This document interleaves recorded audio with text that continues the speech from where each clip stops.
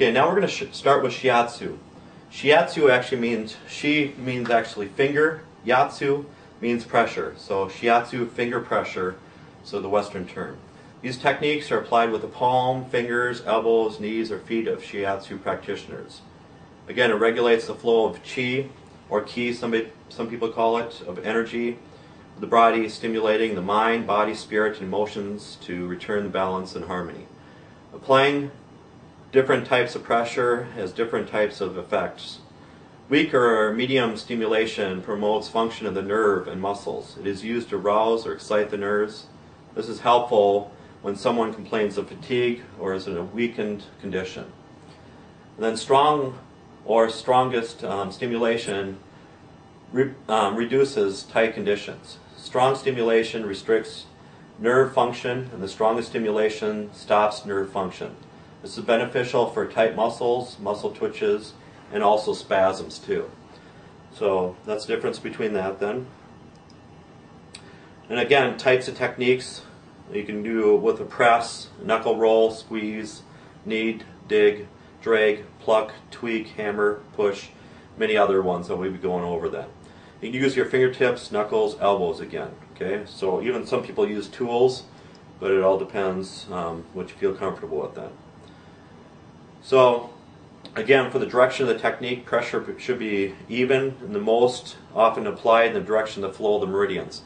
So try to, once you get the meridians located, you can have an idea, so you can actually stimulate those acupressure points. So at the point to the left side of the body mirrors the same spots on the right side of the body. It is important that both spots are treated equally then too, okay? And a light and rapid pressure is used for reinforcing slow and calming. Small rotations may be accompanying with pressure and depending on the condition. If you move in a clockwise motion on an acupressure point, it is said to relax. If you move in a counterclockwise motion on an acupressure point, it is said to stimulate that area then, okay? And there are actually roughly 365 points that are used more commonly, and of those there are more than 2,000 known acupressure points on the body.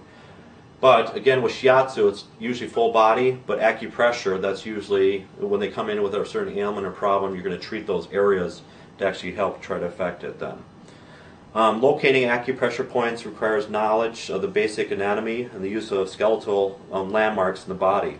All the acupressure points have names and numbers too, okay? So let's get started with some of the techniques then. And it should be basically firm pressure applied vertically on the body promote good health, and pressure applied without movement is essential in giving good Shiatsu. The length of time to hold each point varies from 2 to 7 seconds, but there are cases where 8 to 30 seconds is needed. Pressure applied in such a way penetrates into the body, stimulating the parasympathetic nervous system, which calms the internal organs and his body as a whole then too, okay? So that's for that.